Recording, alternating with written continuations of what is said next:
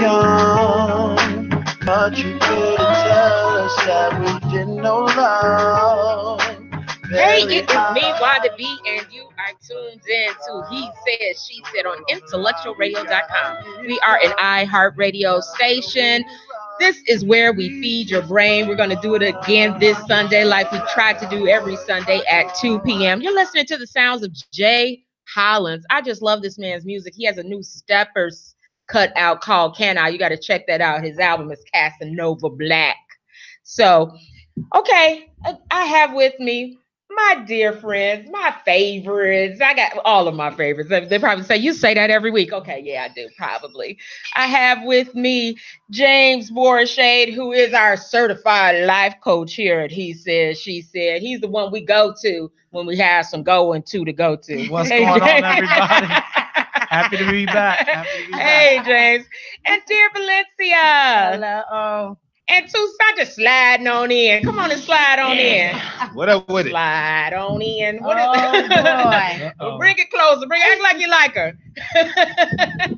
Thank you so much. Tucson Werner, how are you, sir? I'm blessed and highly favored. What's the business? All right. We're going to get to some business today. You know, at first order of business, I want you guys to go to Ullman Home Improvement. If you have drafty windows, you walk by and you're cold, I would love for you to check out George Ullman. They have been in business for 70 years. They have timely arrivals, tight estimates, total customer service. The number is 773-238-1829. Tell George I sent you. If you want to get those windows checked out, he'll do that for you. If you have the ripped screens, he can repair those too. So throw that in there. He's a Total Home Improvement, 773-238-1829. So guys, today our topic is, now, you know, I always have to look up definitions for these things when we come up with these topics. So what is the impact of capitalism on relationships? So first off, first order of business for me is to look up capitalism, because sometimes you think you know what something means and you're going off of what you think it means, but sometimes we need to or should do a double check. So capitalism, an economic and political system in which a country's trade and industry are controlled by private owners for profit rather than by the state. So what is the impact of capitalism on our relationships?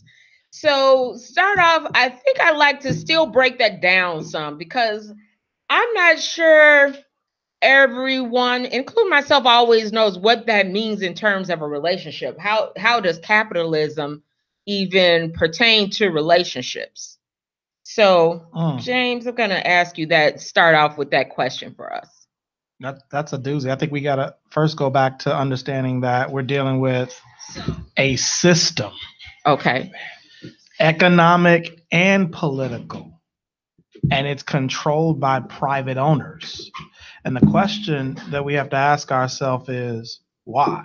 What's the goal of capitalism? What is the goal of the system, politically and economically? And to me, the goal of the system is to capitalize off of the misfortunes of a group. There are owners, and then there are consumers. And so you have a system designed by owners to continue to keep people in the consumer marketplace. And how does that impact relationships? I think when we really get into the heart of that discussion today, I'm interested to hear a lot of our opinions. But I think for me, I first have to break down I have to first understand that this is a system, number one. It is political and it's economic. It is owned by private individuals. And then there is another group of individuals who are consumers in that system. And when you look at the fact that this is a private ownership, economic and political system, the next question is, why does it exist? Who are we trying to capitalize off of? I don't want to be in the consumer group. I would prefer to be in the owner group. And I think as African Americans and as people in relationships, if we don't go into relationships looking at the very fact that everything we see, everything we hear, and even the discussions that we're going through have an agenda behind it, whether it is to keep you as a consumer or not, we have real trouble. That's what made this weekend so important. And for those of you who've been to the movies, you know what I'm talking about already. Wait a second. Okay, I'm gonna stop there and give some quick shout outs to the people on Facebook who are chiming in. I appreciate you. Steezo John says some people think capitalism means you're money hungry. I do think that's why I want to start off with the definition and try to put this in perspective of what we're talking about. Hi, Brandy Love. Thank you, Tyson. 30 and up doing us.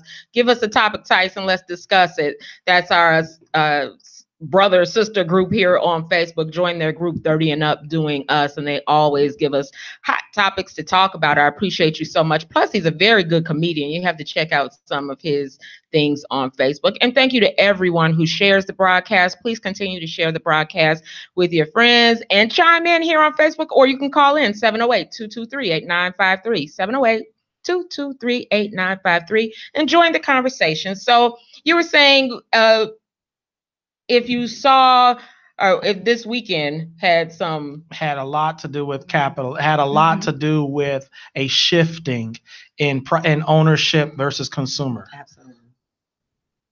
Absolutely. Very important. How so? Well, because it was a movie that was produced by African American and made within African American studios. And that's big on the front of where I think James and I agree is that, and with Steezo as well, that people want to put capitalism means that you're money hungry.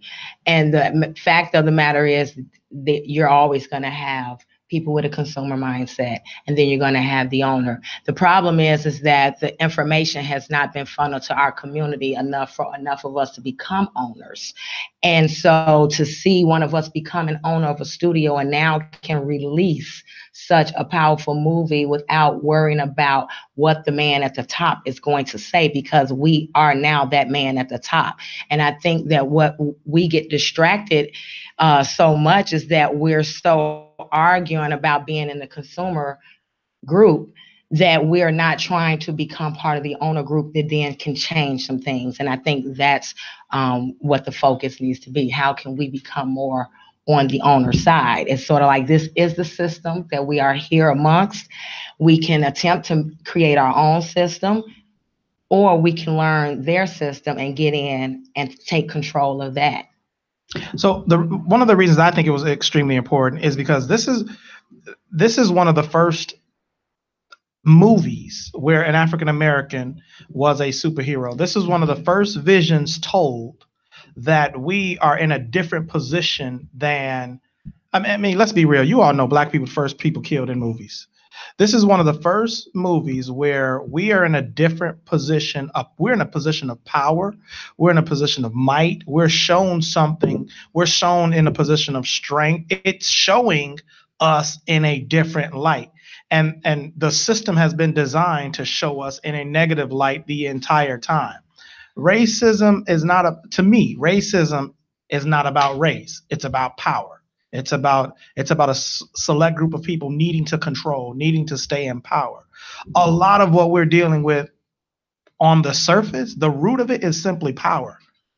May I ask though, doesn't Disney own? I mean, it's not like we're. Right. I wasn't talking about ownership. I'm talking about visualizing ourselves different. And we had the power to do that because of the level and where he's at. Even though at the end of the day, like we said, even if we venture off, at the bottom of it, we don't own everything. We still have to do business with them. That is the bottom thing. Aren't they still controlling what we see? I mean, but obviously, at the higher you get, the more influence that he has. If he had a stage just trying to make a movie with them versus get to the level of having his own studio, having more say, having more input, having more in his contract and knowledge that he has the power to do that. If it was capable of being done before now, it would have been done. So we have to attribute that to at least what level he has made it that no one else has before. They tried to do the movie before 17 years ago. Mm-hmm. Wesley Snipes was trying to get that movie off the ground, and he wanted to play the Black Panther. Didn't work. So I believe it was. I believe what we saw 8 years ago with an African American president was key to the shifting in the very fact that this is something that is actually possible. First of all, I'm not getting into the fact that because we own the studio, which I think is key. Ownership is key. But in this very movie, I don't think the movie shifted us that much. I think the movie shifted us to a place where it's just showing us that there's something different that's possible. So I'm about to be too son. I know. They waiting on you. They say you're licking your chops, waiting on I can't help myself, right? And I say this in love. Go with your godly self. But we got to reel this conversation back, right? I saw the movie and I don't want to disclose the movie because it's early. Right, exactly. I'll go out and see it. But in the movie, there's a lot of symbolism and there's a lot of dichotomy that exists. And what I'm recognizing, even in the slight reviews that we see on Facebook per se, is that we fully hasn't grasped the message of that movie. Not yet. We all enamored by seeing ourselves on screen. That's true. But as Black Americans, we didn't get the message. Not yet. Not yet. We haven't gotten the message. But that's the start of it all. That's the start. But to bring it back into how capitalism affects relationships, and I'm in love again. These two had this real love-hate relationship. I'm gonna tell you about Valencia too. Right? When we go back, like Preacher said, now I'm gonna call him Preacher too. That's just affectionately known as Preacher. It's a system of power, right? So when we fully anchor in on what that message is, you'll understand that it was a white studio that made that movie. And you'll fully understand how power operates. Like, capitalism is a system of power designed to keep people below the status quo, right? You got to control, and they do that by every measure possible.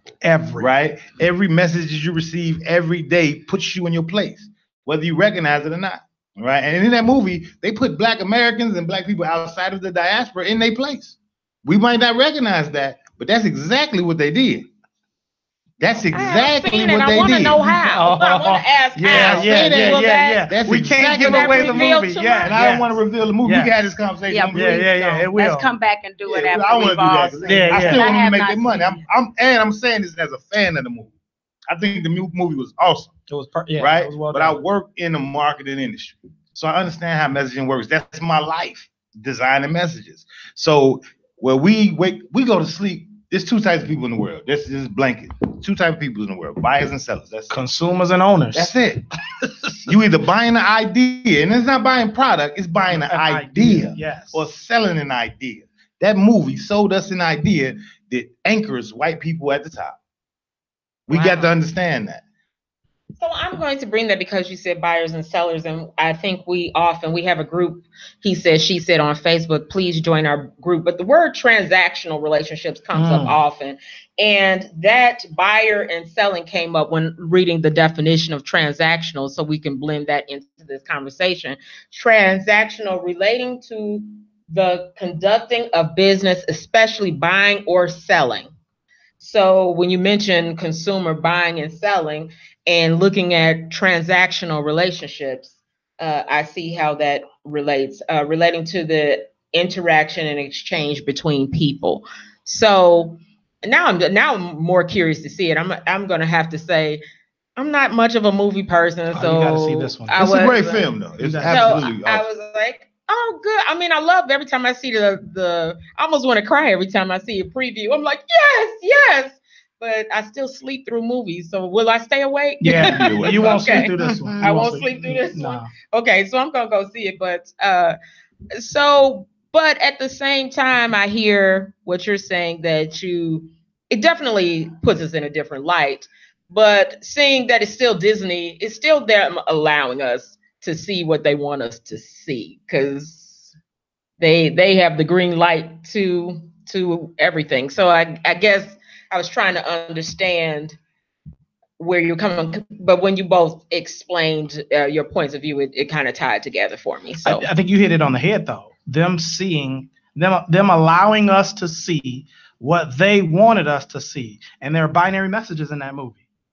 And so they allowed us to see one aspect, but they definitely showed us the other aspect. Absolutely. Did they? Definitely. Oh, I want to see it. Did you see it, Valencia? No, I don't like to do the whole Weekend crowd thing. Yeah, I don't. Whatever the movie is, I don't go the first weekend. Yeah.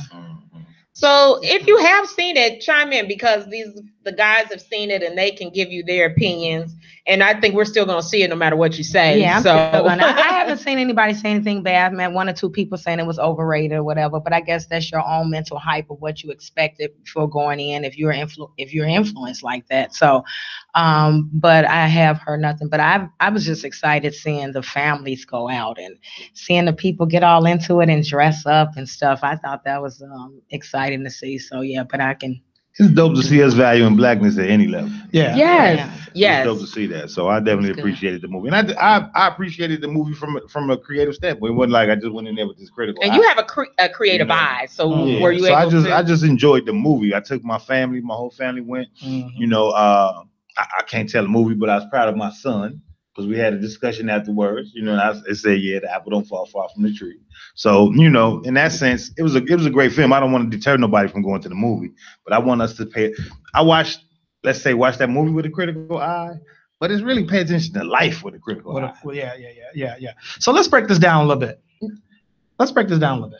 When you talk about capitalism and relationships, and capitalism being a system, what are the stages of this system?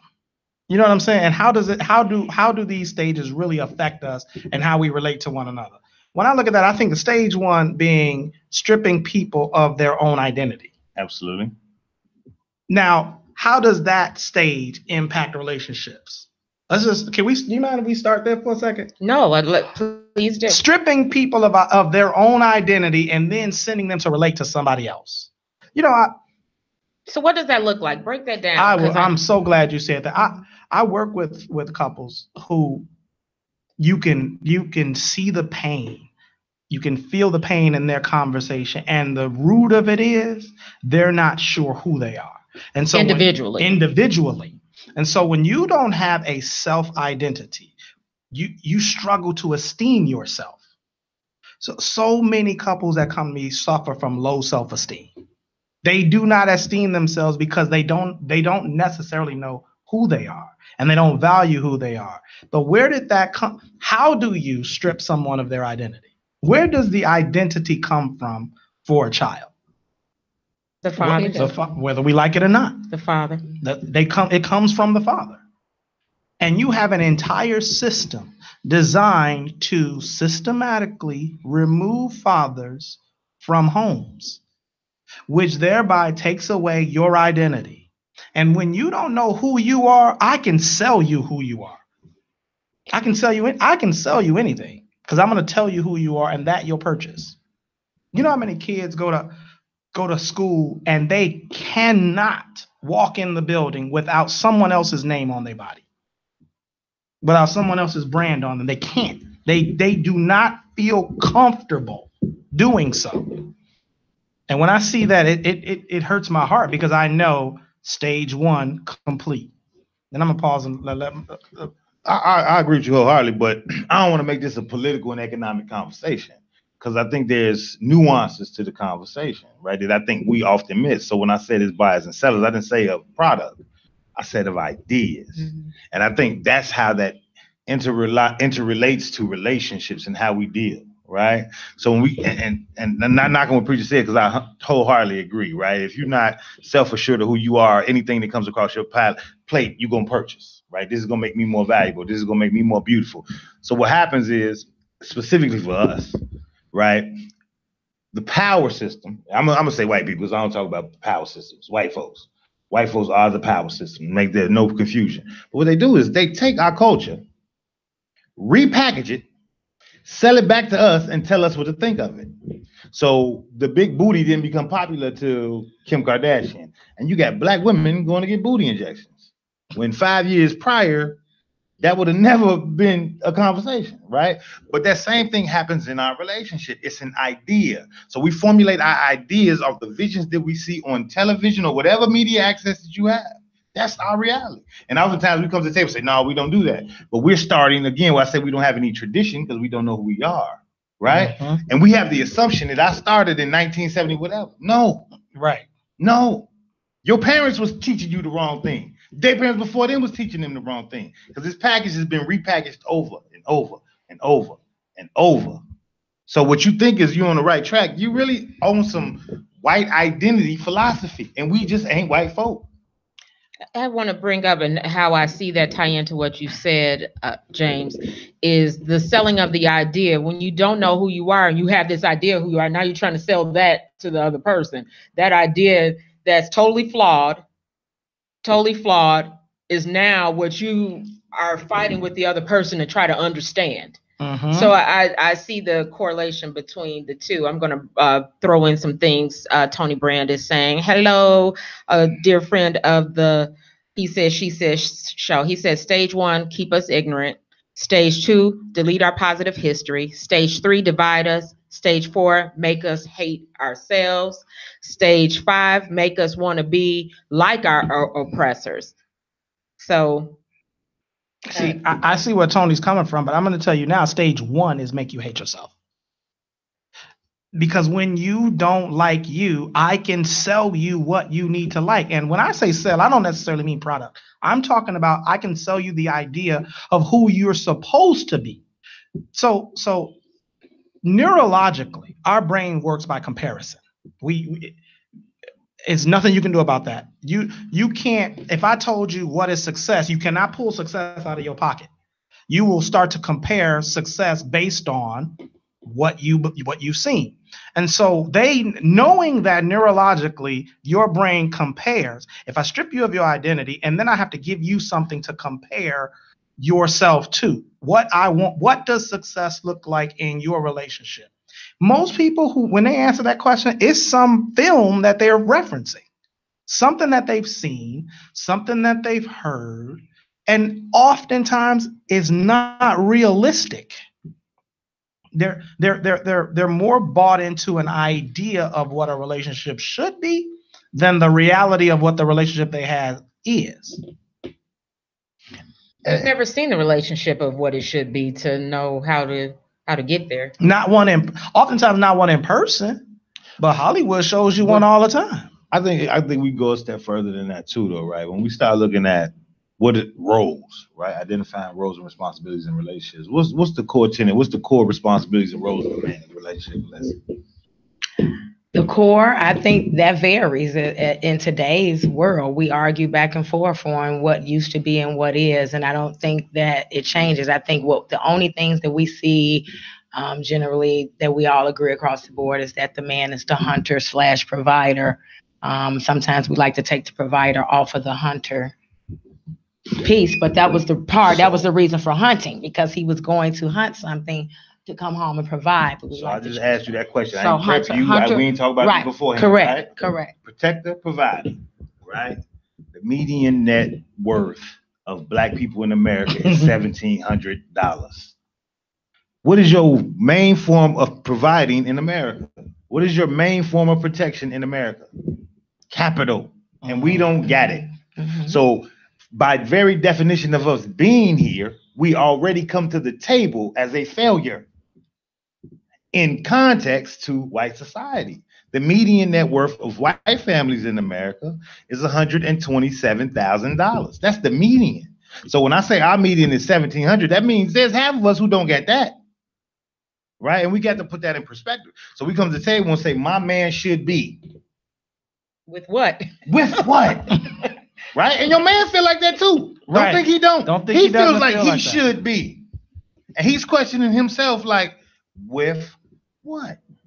Right? And then we get to the core of the spiritual being of who we are as Black people. We know we great. We master anything we get the opportunity to do.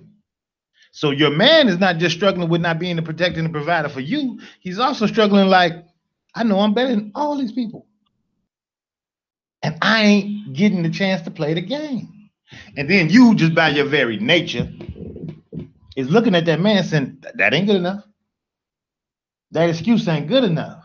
Because we don't have reference to the system. We don't have reference. So then he's already got that pressure on himself.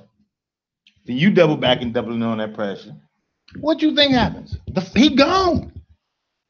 He's gone, because if he stay, he gonna kill himself. But as you go.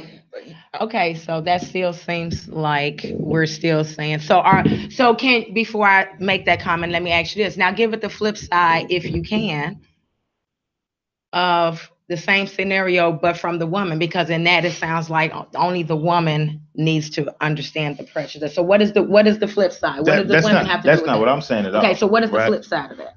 So there is a flip side, and the flip side is we have to negate the system itself. No. Give us the same scenario of the stresses of the woman. It's the same exact thing. We're failing together. It's the same thing.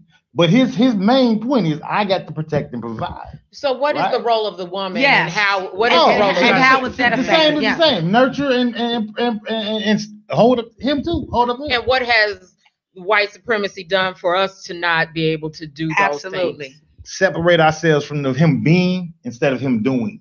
Okay, I think the question that you all are asking, and I think what he's missing, it might be, you all aren't failing by their standards of success. You're not necessarily failing because the nurturer, the carer, you're doing that. But what I think my brother's saying is you're doing that without us providing. No, I think there's a responsibility there too, though.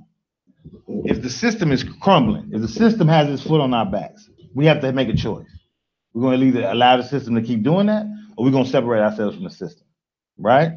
So if the woman is the nurturer, then her role, because what I'm saying is we are both failing in that system as a family unit. Now, individually, we're not, right? Individually, when you look at the statistics, sisters are beating us in every measurable category. But as a unit, we're failing. And the repercussions of that are all around us, right?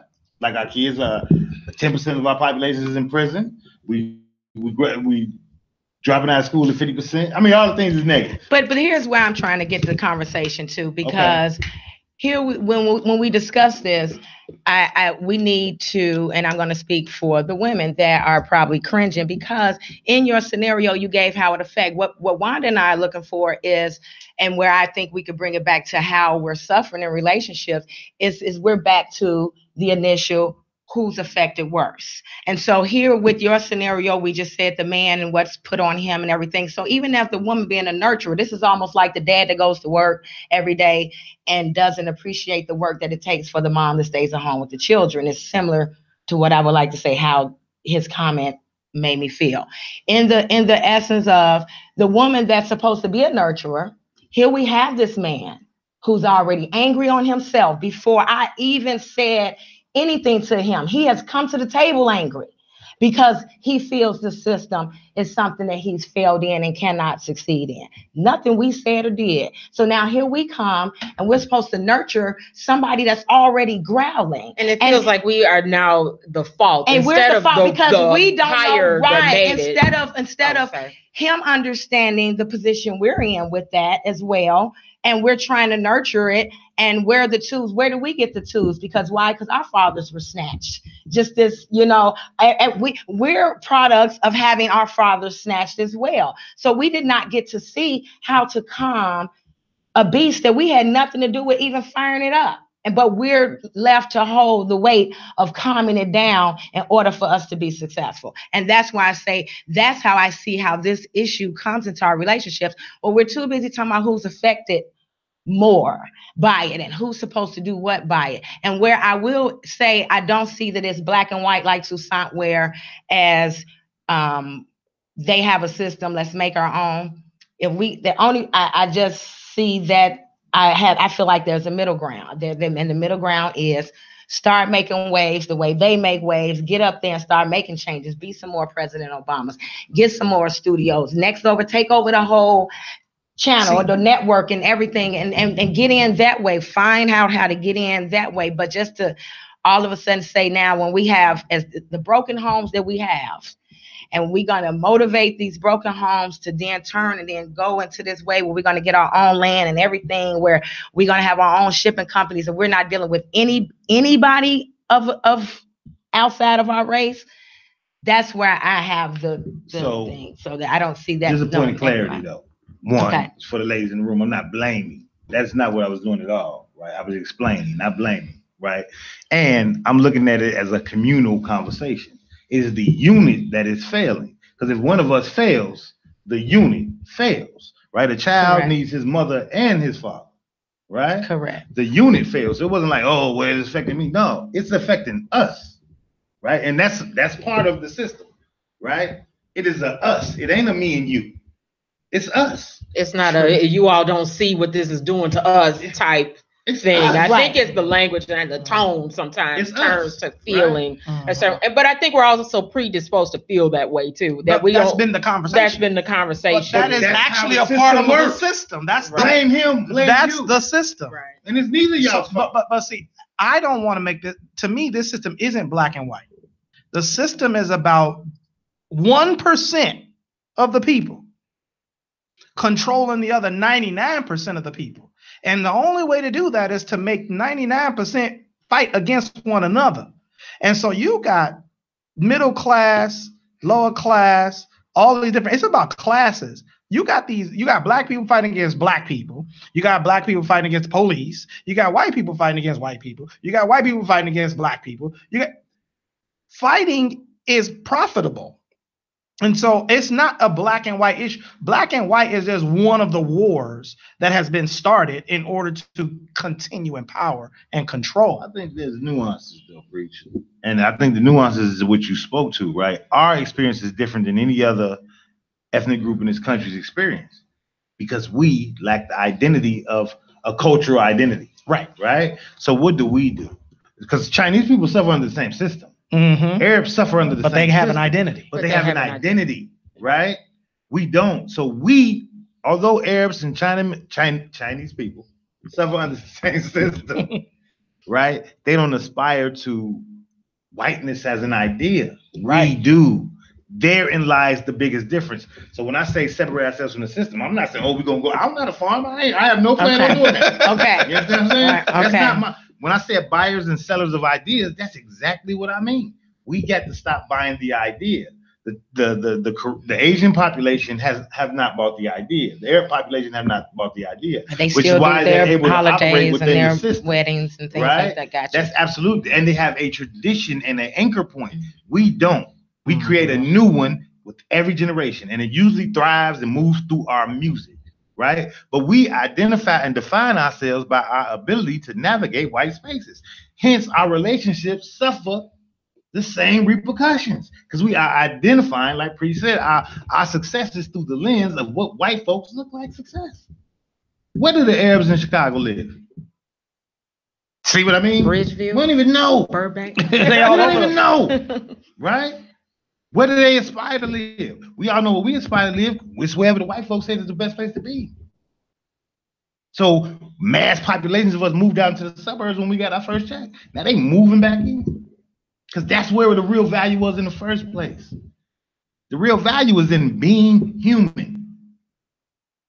But we can't see that because we have attached ourselves to their identity, which in turn dictates every movement we have henceforth.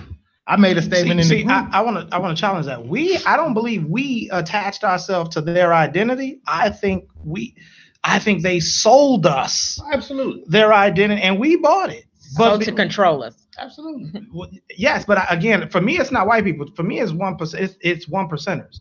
You know, you got like the media class separation. It's class separation. It's not race separation. You got like 6 major families controlling 99% of the funds of capitalism in this country, and they're trying to do that around the world. And we're the only group of individuals who have not yet learned 2 things: identity and competition. In this regard, when other cultures come to the United States, they come to compete. So I'm not coming to fit in with you. I'm coming to compete with you. So I don't want your identity. I got my own. You get what I'm saying? When Asians come to America, they come in to compete.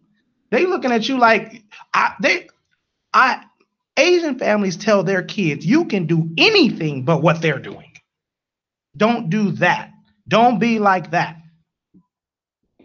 My parents, see, I have a different lens because my parents migrated here. My parents are Nigerian. So we were taught, do anything but that. Don't be that. The identities that I see my African-American friends trying to aspire to, we were told that's foolishness. Or as my parents would say, rubbish. That's rubbish. You don't need that. They're telling you that for a reason. They're selling you that for a reason. I remember when the new Jordans came out, They were $88. I had to have them. My father said, kilo on shiego, which means in Yoruba, what is wrong with you? You don't know this man. That's what he used to tell. You don't know this man.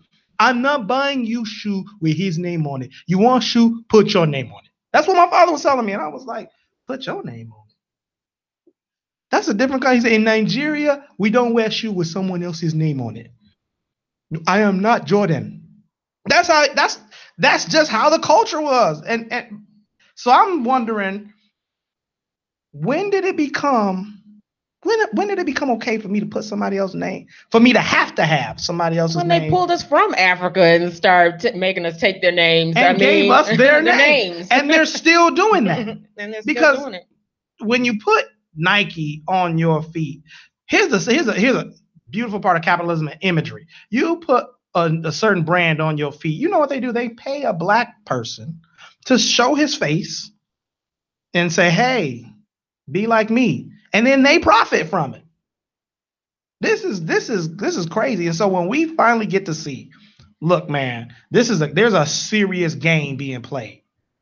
And we are a piece of this puzzle. We actually, to be honest with you, we're the key piece of the puzzle, because we stay in the consumer group.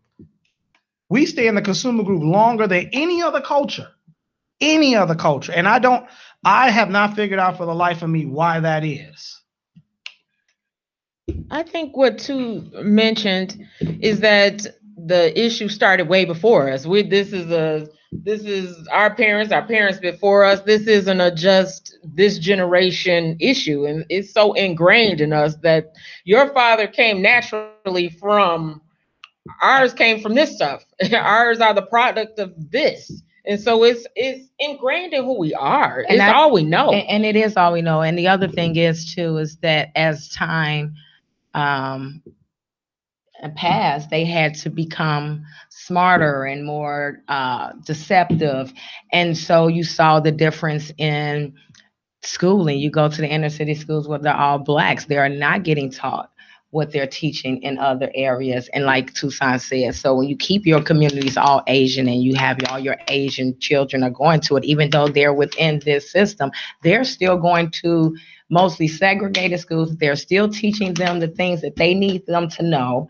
If you do use your cousin's friend's fake work address to get your son in the school up there where all the white folks at, and the stuff that they have to do versus what they had to do around the corner, it's amazing in the difference just within the city. So so they then systematically took the education away that was really worthy. Like, we don't get some of the stuff. And then when you share, I interviewed some little young white person from Boulder, Colorado, and what they explained to me, what they were learning in their curriculum, how much community service was a part of what they had to do to graduate high school, versus here, community service is if you get caught doing something and you got to go out here and clean up with SWAT. So it's presented in two different lights. Community service presented to us is a bad thing.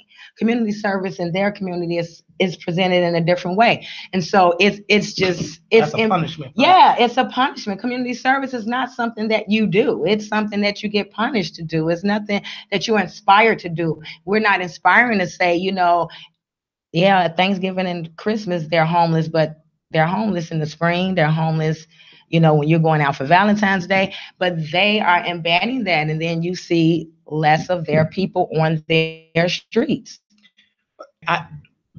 Something my brother said so key. Every other culture is subjugated to the same system, but they're not failing in the system. And let me tell you who I actually blame. I actually blame my people, the Africans who came from Africa here and know that something's wrong, and not telling our people stop the press. This is wrong. Share the culture. This is the real culture. Versus judge us for being because my people comes here and judge. Yes. We in fact, we have a name for, if you ever hear Africans say akata, akata, that's what that is. We're basically dumb Black American. That's what they're saying. Our people come here and judge, as opposed to saying, no. Here's the truth of the culture. Here's what you really look like. Here's what we really do in our culture. Because that's what happens here. The Nigerians, the Africans, when they come here, I bet you guys have probably talked about this, and I've never had this conversation with you all, but I bet you all may have said this some in other places. When you see a Nigerian, most people think they're arrogant. Mm-hmm. And that's because they've never been subjected to the stuff that oppresses Black Americans here. Black Americans have been told to don't esteem yourself too high. Don't walk with your chest. Don't walk with your chest held out high. Nigerians are taught walk with your chest held high. So we consider ourselves privileged the same way you all say white people are privileged. Instead of us saying, look, no, you've been taught backwards. Let's share the real culture. Here's what the culture looks like in Africa. Here's what the culture looks like. Here's how women are really treated in Africa. But do they realize how we got to where we are? They don't care. Oh, okay. They're just they don't. They really don't. No, they don't. As far as they're concerned, it was we sold out. As far as they come judge, and like you say, and to hear that would answer a question that's at the root, because I was going to ultimately ask Susan, like, okay, now, even if we all agree, like, where do we learn it from? Where is it? How do we get it? How do we get our culture back? Where do we learn what it was? And then the cultures within the cultures of Africa. How do we know? Do I go off of his Nigerian? Was I Egyptian? Was I, you know what I'm saying? With my fair skin, was I an Egyptian? What did they do different from Nigerians? And how, who gives up their culture when the two come together? Were we ever supposed to come together? Like, all of that stuff is still so, like, out there. Like, how do we? Well, I got a different perspective altogether. Okay. I agree, and all that is real and true. But from an idealistic standpoint, I'm not interested in getting my culture back.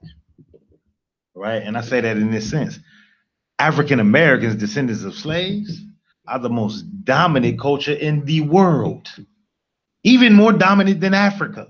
Right? And that's a repercussion of slavery. We are a science project. We really, literally are a science project, right? But quite literally. Quite literally. But in breeding us, you did what you tried to do. You breeded the best. Yeah, you did. We are the best, and that's not arrogant. That's the reality. There's nothing that we compete in that we don't dominate, even above Africans. You know what I'm saying? So this is the reality. We are as perfect as you can get. So how do we create our culture? We have to embrace it, right? Which goes back to relationship, which goes back to self-worth, which goes back to loving ourselves. Here we are searching for something, and we admit all of it. Can I pause for a second? Because we really gotta take in what you just said and hear that, because that is not told. African Americans were a science project. In fact, they blatantly told us. They put African Americans together and said, this is the project. Absolutely. This is the project. Absolutely. That's where that came from. But what he said was they really created a perfect specimen. Now embrace that, because everything that we are being told is something very different than that. Then you are the very best. Everything you're being told is different than you're the very best. What they put in the media for us to see is anything but that. Why? There's a reason. Because if I don't put in the media that you are not the very, if you figure out, well, my brother used to say, if you shall have so happen to discover that you are the very best, we don't have a chance. It's a whole. It's the world changes instantly when you discover you're the best. Mm-hmm. Because when you start from a spiritual standpoint, belief is the beginning of manifestation. That's real. It's real indeed. You are listening to He Said, She Said on IntellectualRadio.com. We're an iHeart radio station. You can listen to us various ways. If you're on Facebook, I appreciate you, and I'll try to get to your comments. We see you there, whether you're watching on YouTube, listening on Spreaker, or listening on iTunes. We appreciate you so much. If you'd like to call in, the number is 708-223-8953. 708-223-8953. And we are talking about what is the impact of capitalism on relationships. And so we're starting to get to the roots of where it started.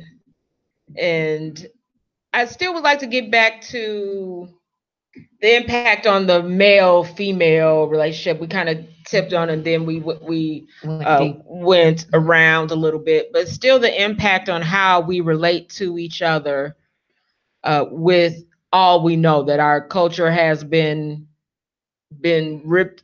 Will I use ripped away from us? I would say you can do that.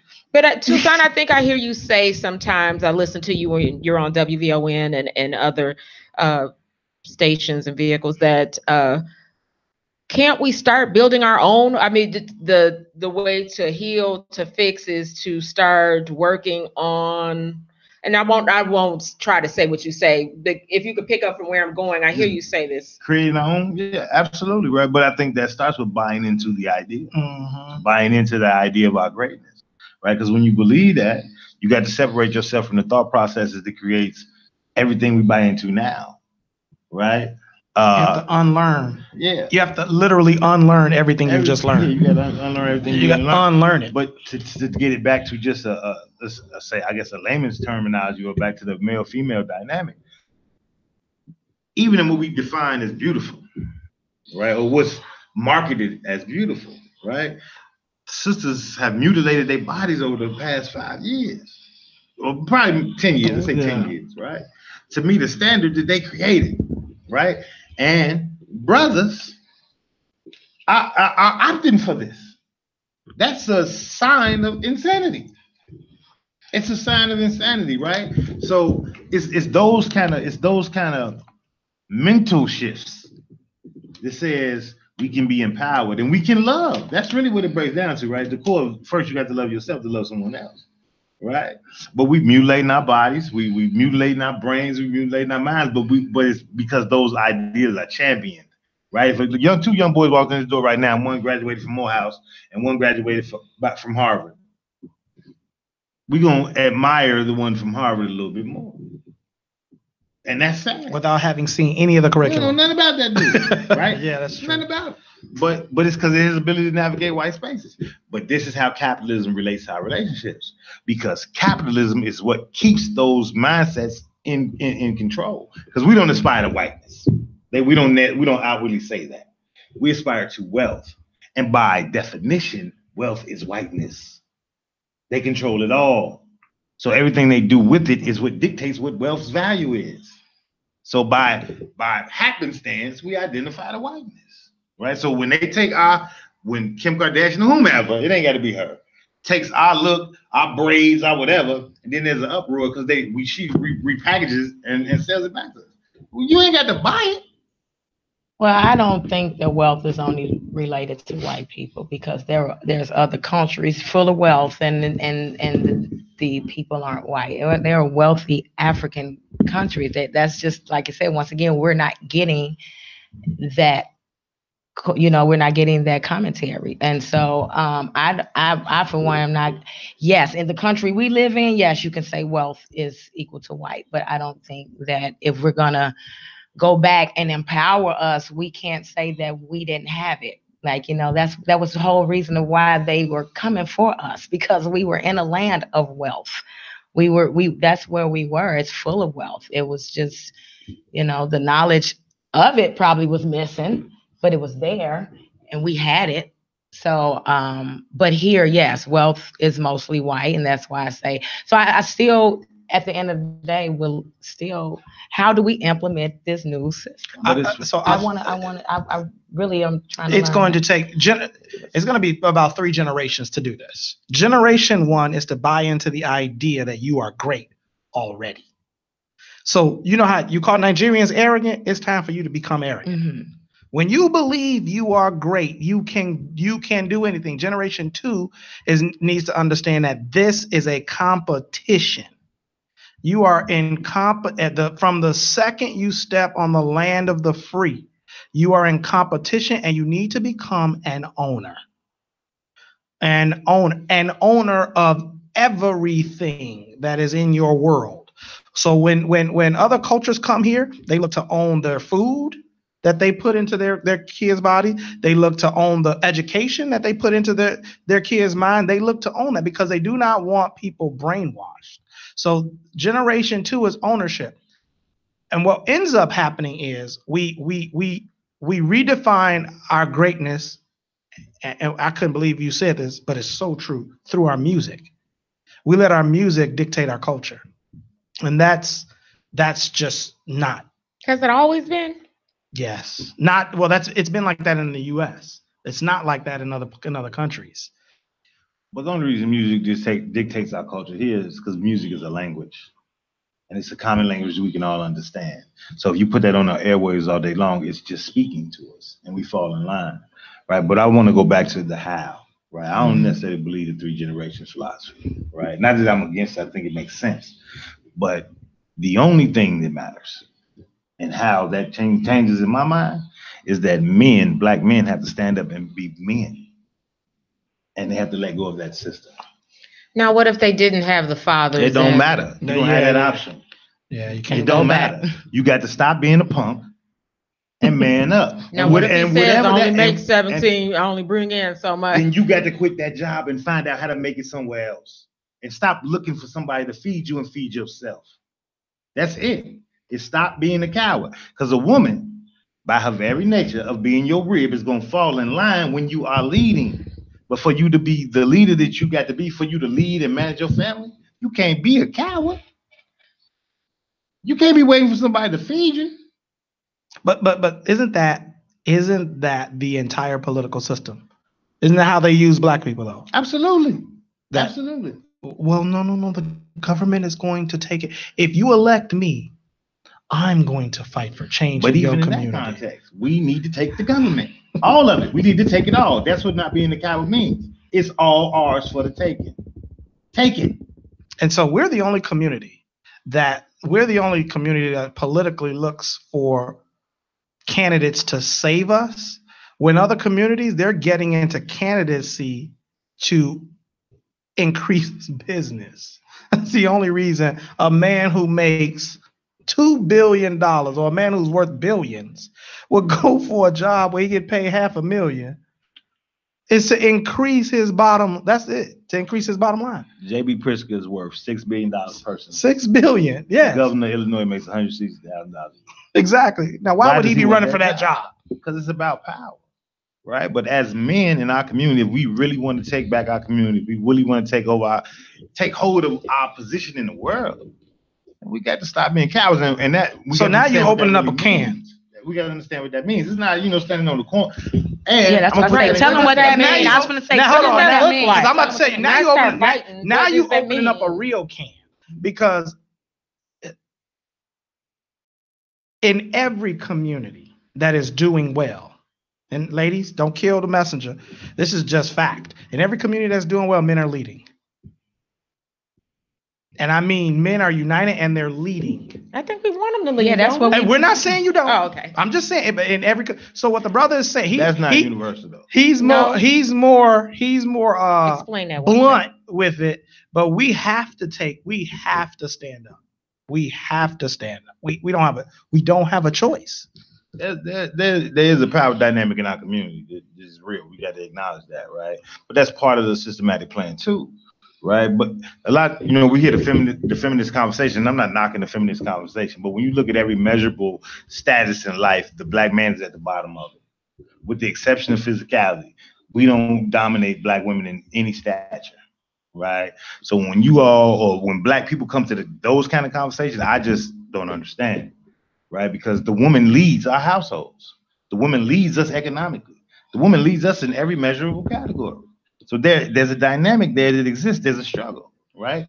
And the struggle exists, though, mainly because of cowardness, too, though. We got to be real. If that man is not operating in his proper polarity, why would you stand behind him? Hold on. James Smith asked us to slow down and give us some definitions. He said, what is a coward?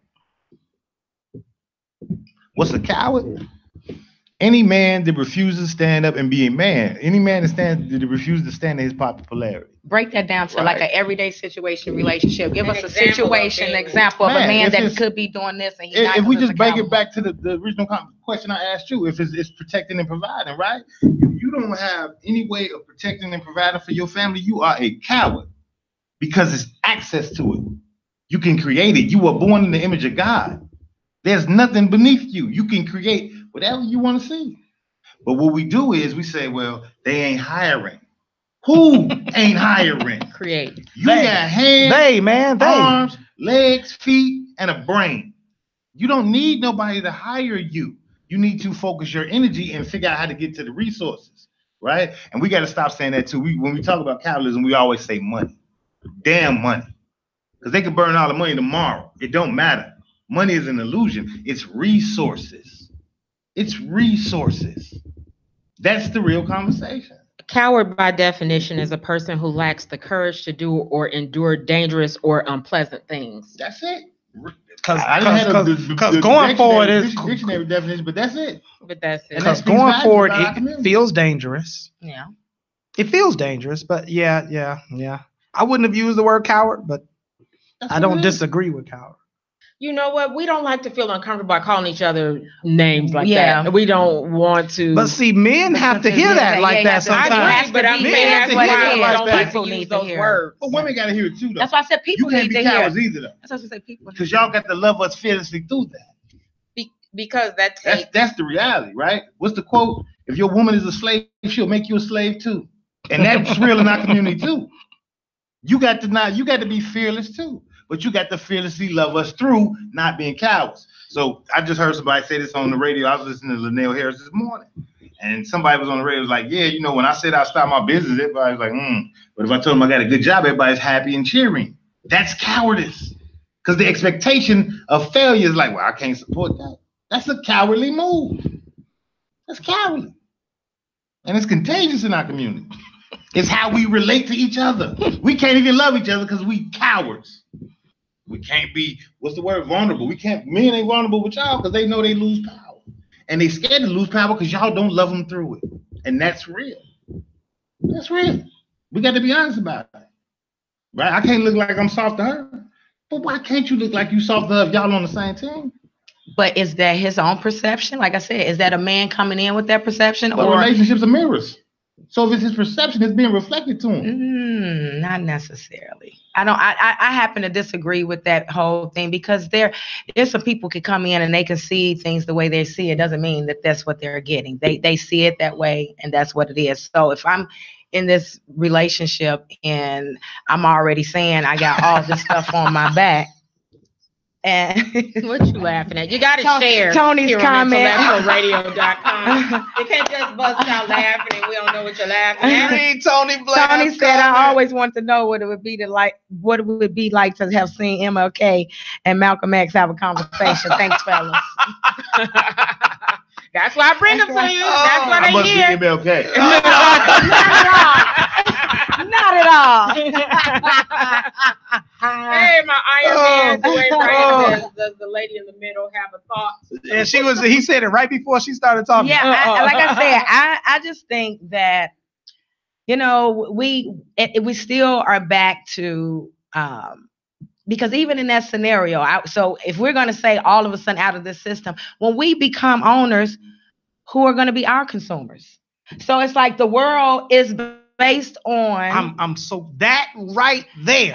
That statement right there is why we are where we are. We are a loving, kind people. We do not want to capitalize off the pain of other people. No, I didn't say that I had a problem with it. Go ahead. I'm saying, but when we sell the thing to other, like we're saying, all the men, right? We're telling all these men, get out here and get it. Right. And so, Dwayne, I'm actually learning here today because I had more questions than thoughts, and I'm inserting thoughts as I have more questions. But when we are telling these men go out and do it and get it, whatever, it seems as if, right, I'm getting confused when we say the women got to love us through that. But then when we're on that same side, we're saying the same thing that the men are saying the men need to hear. But see, now we go into life coach James. And not political James. Men don't need to hear get up, get off your butt, and go get it from the women. They need to hear from other brothers. And when that's not happening, and the women are, so this is where I'm saying how we get back to, let's bring it back to where, because we going deep. So, but for people on the everyday that's saying still can't make that connection. This is what I'm saying. So now with that thought process, and we're saying go out and get it and do this or whatever, and then yet and still we're saying everyone's gonna get out or whatever. Where's the inspiration coming from? Where is the So we have to have a collective community conversation about getting out, getting up, and go getting it. We have to come to unity. We have to have a community conversation about this stuff. Get up, get out, and go get it. Go work for it. Go trade. I think James said, if you grow wheat and I grow rice, we trade. This is. I don't know how else to say this, but to say we have to stop making excuses.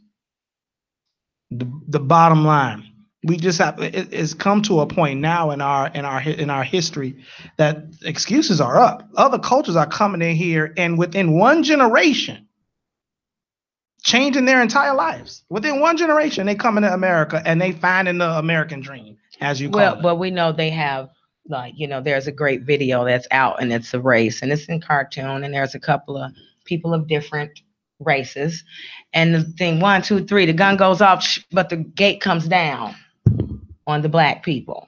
The race is going. They get to run, right? And before the gate even comes up, these people have done 3-4 laps.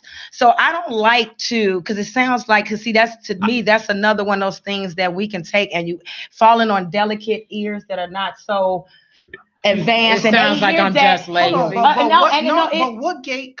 I'm talking about people who come to this country who can't even speak English. They can't speak English, but I bring them up every day that they got a tax exempt card and they don't have to pay any of the taxes that we have to pay. And I'm bringing these people up that come over here and they get established and they got so many years. Why do you think why do you think the gas station changes every 3 years, but it's the same Habib, but he changed and got his other cousin and they changed it to Quick Mart and it was Quick E-Mart. You literally just, you're explaining how. And I'm saying, but they come here with that. We don't get that. They come generational wealth. I think. You see what I'm saying? What they come here with is a knowledge of the system that they're about to engage in. That is still less than 3 laps around ahead of us. But I'm gonna answer your question in English terms, and I'm gonna go back to the original question, not the dialogue y'all just did. When you said, why does the brother react when we say that? Right? One of the things that I recognize is that we can't hear each other, and we might not ever be able to hear each other. That's a fact, right? No, I don't. Check it out. Hey, please listen though. And I don't give a damn if I am ever able to hear you. What I give a damn about is us knowing and acknowledging that we have the same idea. I ain't got to hear you if I know we on the same team, because we're gonna act in accordance, regardless. Regardless, we're gonna act in accordance. So when you say, how does that happen? Because they have an idea that they are acting in accordance with. This is what my family structure looks like. This is where this business is going down the line. These kids ain't even been born yet, and we know it's going here. Because the idea is this. We don't all have a common idea. We don't have a common idea in our own households, not let alone as a community, which further separates that understanding of communication, right? We're in competition with our lady, and our lady is in competition with us. You are a fool. You are a fool. A house divided is not a house. And a house on the same page still can have two visions of how we get, and we can be on the same page there. There's still gonna have to be the dynamics that you're saying that it's okay to skip over is where I disagree with you. You need to hear me and I need to hear you. And I don't think it's okay to say, as long as we both, whatever. And I think that sends me back to transactional, that we get together just under this context and this vortex here, and let's write it down and this clean cut. That's a business. But when you're talking about a relationship, and now we have emotions and things that no matter how power we want to move on, those emotions are never going anywhere. That's not black nor white. That's human. Those emotions and those interactions are important, because we can be on the same page, and I can see. Meet me at the Erie Crown Center. We both gonna get there. You gonna go that way. I'm gonna go get that way. Now, did we have a problem? Did you get there late? Did you not get there as quickly as I wanted to? Was I able? Did I have to make more stops because you decided to go that route? That's the complexity within the relationship that I'm talking about. And it's great, yes, for us to want to move as a people, but to just go so hard, strong, and say we just need to be on the same page without that whole communication. I'm gonna disagree with you and use your exact same knowledge. Okay. If the idea is to meet you at the Airy Crown at 3 o'clock and we both Doesn't in there at the matter how same we time, get it don't there. matter how we get That's there. what he's saying. That It don't matter how the we got arguing there. over you went that But way. we and in I two went that cars, way. right? We're in two cars. But if we're in the same car, and I feel like you should be going this way because I checked and it's this and that. And that's the reality of being in a relationship. You're in the same car going to the same place with two people with two different sets of ideas. So to say we don't never need to hear each other in communication. But if we went in there, we got to the Airy Crown, why does it matter then if you went my way or I went yours? Because we got to the Airy with Crown. each other. Because it's And I got to win. because I understand it's not about a competition, but if that's the way you want to look at every time somebody has a different opinion on you, then that's the way it's going to be. The thing of it is we're going to have, and there needs to be a comment. Now, if the end of the way we take Toussaint's way, great. If I follow my lead and he say, girl, chill, I checked this, I got this, we going this way, great. But to say we never have to hear each other. I don't think we don't have to hear each other. I think that's a whole nother thing, though, that we don't know how to communicate. I do think we have to hear each other. Absolutely. I do think we have to hear each other, and we're conditioned not to know how to talk to each other, so we can hear each other. Unfortunately, we don't do that well. Let me break down what I think I'm hearing. Yes, please. I think what Alicia's saying is we definitely need to hear one another, and we need to be able to hear one another clearly. But I think what my brother's over here saying though is oftentimes we spend time trying to hear each other on things that really don't matter. And they don't ever get to the area. They really don't matter because we spend time arguing about which way we're gonna take that. We both say, forget it, we ain't going to the Airy Crown. Mm-hmm. I'm gonna say we never had to plan to go, which is the problem. There is no unified idea. The goal of marriage, if not relationship, is to build. What the hell are we building? My feelings up? I'm good. I can do See, that. you born in Africa somewhere before, because that's not the goal of everybody's relationship. Now, the goal of everybody's relationship is to feel good, which is a flawed ideology. But it's the truth. How we feel, because building doesn't always feel good. And everybody's dream of building is not at the level that you want to build, which is why you always gonna have consumers. A lot of times, a lot of people I work with, they're not in it to build. They're in it to feel good. Pain is part of the process of personal growth, though, right? And I hear that. But people don't feel that way though. They don't want that. The reality. That's true. As a baby, your bones cannot grow without pain. That's true. You can't go to the gym and work out and not have pain. The pain is the process. The journey is way more important than the destination. But do you know how many times our people have been sold the idea that you can get to the end of the journey without the pain? Which is a direct correlation to me calling us cowards. It is the journey that we don't want to do.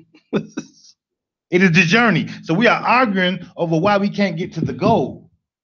That argument is a reflection of why we don't win. The goal is victory. Well, I will say I agree with that, and I'm gonna go on out here and say this, that I have always said, which is why I get very passionate when we kind of lay. I have always said the answer to this is our men getting with other men, because if you can't hear the cries from the women, whatever reason why we whine too much, too loud, too low, or it doesn't do the same thing, then this is about the men, because at the end of the day, the women will conform. They will follow the men. We have nothing but strong men out here. That's what but we have options. We have cowardly options. And so we have cowardly options for those immature women that don't want to grow up. They get, so I really believe it is statured with, I think it's twofold. The men have to go in and become out strong, while the women are going in to teach them too how to go in and support and go hand in hand with the man. But we could come out strong, and if that doesn't happen on that end, you got the same thing again. A bunch of strong women who think they know it, don't need you. We figured it out on our own. Y'all failed us again. So I will say, let me interject. Okay. Based on what you just said. Okay. Right. You all do have a role too. And I don't necessarily agree with the statement of a bunch of strong women. Okay. I think we all are suffering through this cowardly dynamic. We are. Right. What I think happens though in this dynamic is that first of all, an alpha male by his very nature is going to look like a failure in this system. A black alpha male is almost impossible for him not to look like in failure. Yes, but he has to persevere through looking like a failure. And I'm gonna give you the perfect example of a black alpha male who initially looks like a failure, but is winning now. LeVar Ball. Absolutely. LeVar Ball. I don't know who that is. Oh my Please gosh, fill this me dude, he's a father of 3 children, Oh. aspiring to be in the NBA. That's the one that his son stole. His stole. So yeah, Okay. see, child number 1 has made it to the NBA. Child number 2 was at UCLA. Child number 3 was in high school, and everybody talked about this man like he was a dog, like he was an idiot, like he's stupid. And I'm talking about all races. Talk about him like he a dog, dumb, stupid. And then when you research this man's background and realize he worth $5 million going on $17 million, you're like, wait. He not so stupid. Let's find out what this man sees that other people don't see. But he looked like an idiot, and we have to be willing as alpha males to look like an idiot while we get to the process. And that is something a lot of us are not willing to do. It's difficult to do. It's right? Me personally, you ain't gotta look at him, me, right? So I got all the bells and trinkets, right? I went to college, but after college, I struggled for a very long time.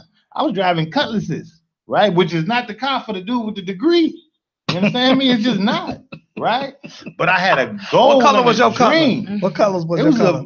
I had blue colors. I love it. I had a silver one. Right? But my partners was getting Lexuses, and they was moving up the corporate ladder. And I love them brothers. But there's a difference between them and me. So what happens is, what a woman sees is that as the barometer of success. And I'm not knocking them specific brothers, but oftentimes they are beta men. Oftentimes. The alpha is not going to stand down to the rule of law. And the rule of law in America as a black male is that you are subservient. I ain't standing down. So because the colors don't define me either way, though. It really don't define me either way. I can still pull up the nicest looking woman. Right? But most dudes don't move like that, which is why they invest in the vehicle or the house or the address. And from a woman's perspective, he begins to look like the alpha in a system that is defined by capitalism. When in all reality, he was never the alpha. Hence, the energy don't work when y'all together and you running around his back with somebody with a cutlass. Or vice versa with him. You understand what I'm saying? It's the reality. It's the reality. Which all goes back to our beginning statements about the feeling of self-worth and value. It is the foundation of the whole thing. The foundation. When I walked in, I was looking at Maslow's hierarchy of needs, and it talks about the 5 levels or the 5 different types of needs. But if you self-actualization or self-identity is at the top of it for an adult. But when you go into interdependency and childhood rearing, you flip the entire triangle upside down, and self-actualization is numero uno. If you do not have your own identity, it's impossible for you to be an alpha. It's impossible because in this doggy dog world, you're going to have to stand alone more times than not. And that's why alphas are not afraid to do that. Alphas stand alone all the time. You have to stand alone. You're going to have to stand out in the crowd. And most people spend their lives trying to fit in to the crowd. Alphas don't care about fitting in because to do something different, you have to stand out. Absolutely. You have no choice. That's real. So I would like to give those the self-actualization, esteem, love, belonging, safety, and physiology. Thank you, because I'm gonna have to bring out my glasses. I can't see that word. Thank you. So those are Maslow's hierarchy of needs, as he has it, self-actualization, and I see that it's at the top of the pyramid, but you're saying that we have that pyramid flipped. So inverted? As an adult, let's go into a little bit of that. As an adult, everybody goes in Maslow. The theory of Maslow's hierarchy of needs is when one need is met, you automatically, subconsciously go on to desiring the next level of needs. So the first need is physiological, where you're breathing, food, water, just your basic needs. The next need is safety, security of body, or employment, or resources. The next need is love, which is friendship, intimacy. The fourth need is esteem. And the last need is self-actualization. This is what they're saying. Enlightenment is last. But if you don't have your food, safety, your intimacy, your esteem met, you're never going to start searching for who you really are in the world. And when you're rearing children, though, you flip that upside down. The first thing they must have is self-actualization, a self-identity. The next thing you must give a child or make sure your child has is self-esteem. Third is intimacy, friends. So when you're rearing a baby, before the baby ever leaves the house, he or she needs to know who he is, and he needs to feel good about who he is, and then he can start interacting with other people, and then he can feel safe, and then he can go after the other things like water, food, and all of that, and intimacy and stuff like that. However, in our society, self-actualization is cut in both scenarios. You don't have two-parent households because they can't figure out how to relate on the ship. So self-actualization and self-esteem do not happen, and neither does love and belonging. And so in our system, what we find ourselves doing is fighting in between level 1 and 2, safety and physiological needs, as children and adults. And until we make it a point to start with self-actualization, when I coach people, the first thing we do is find out who are you today, and who were you when you were 7?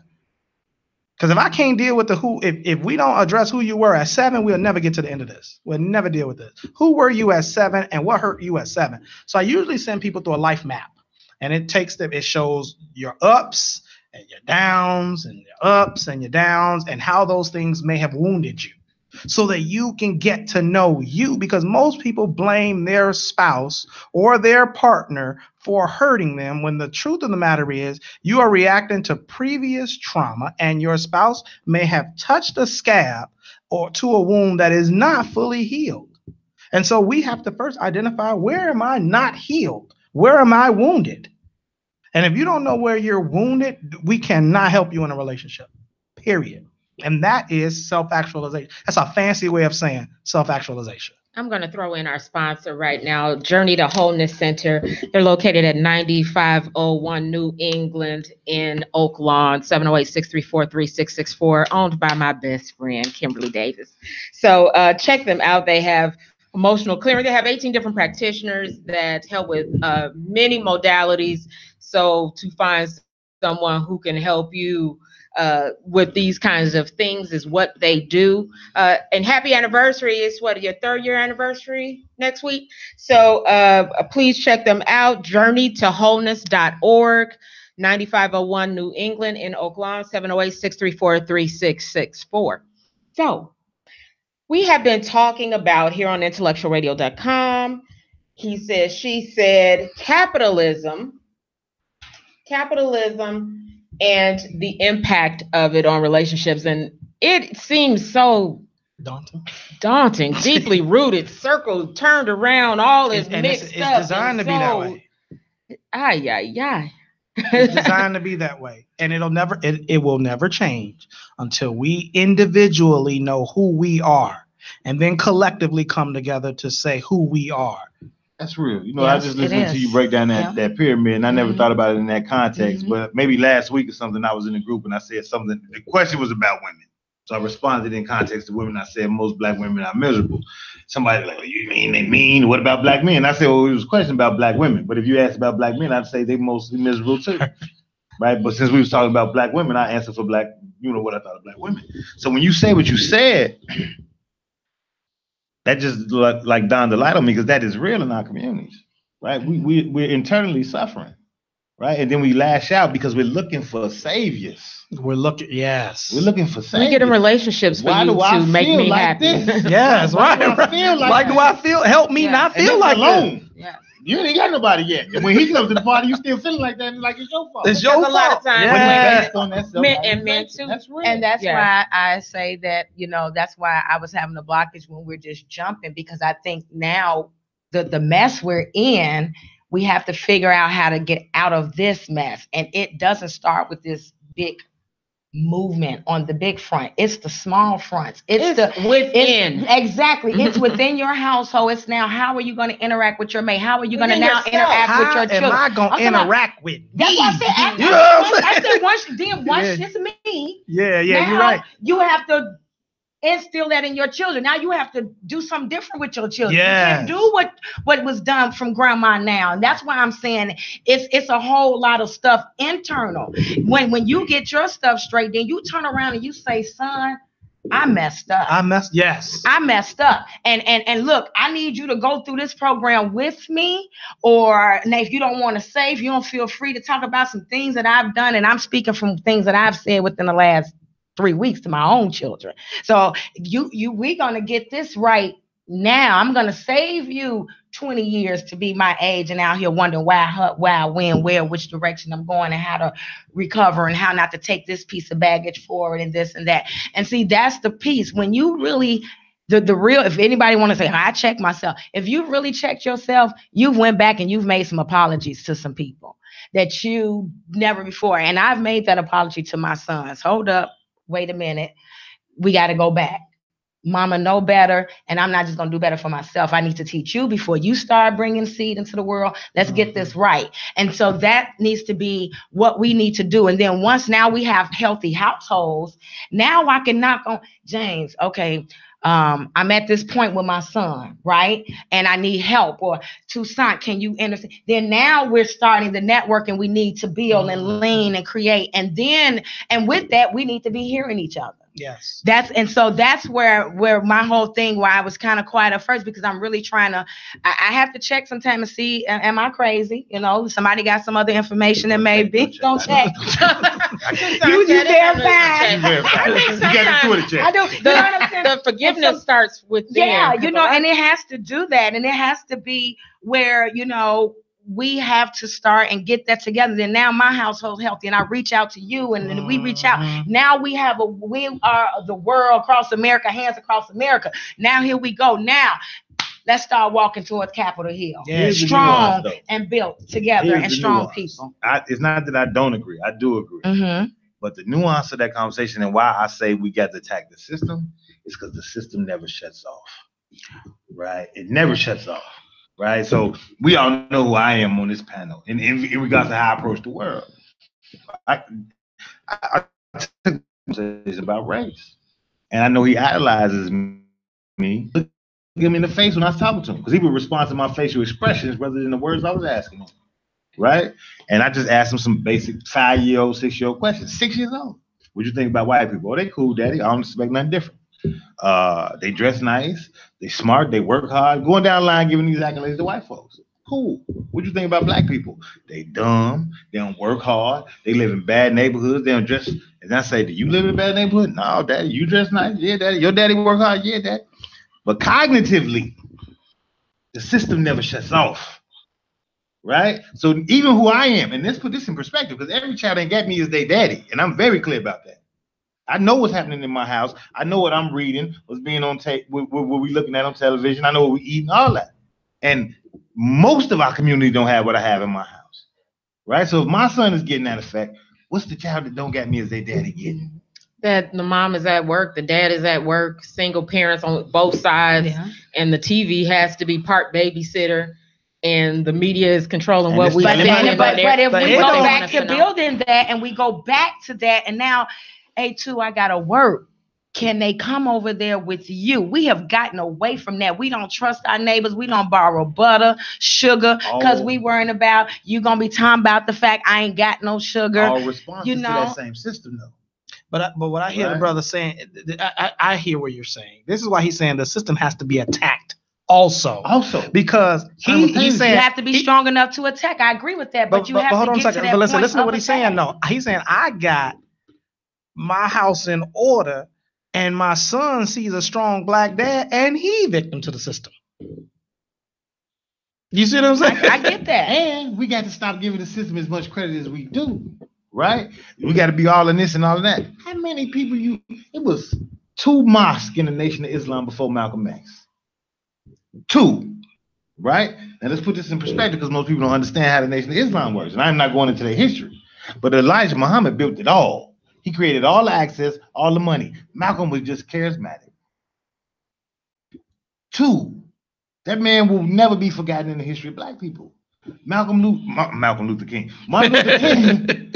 King was never a legislator, but he absolutely changed laws. We got to stop giving the system the credit that we do. That's part of that cowardice. It is not what you think it is. It isn't. Any little upheaval over these last 5 years, y'all seen it?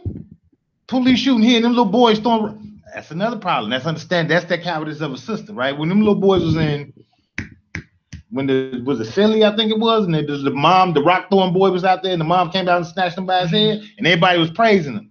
She should have been embarrassed. Because her son was doing what a man is supposed to do. That's the reality. But how that system works, it repackages the same concept, sells it back to you, and you like, yeah, get him, girl. No, dumb. No. That's what this is.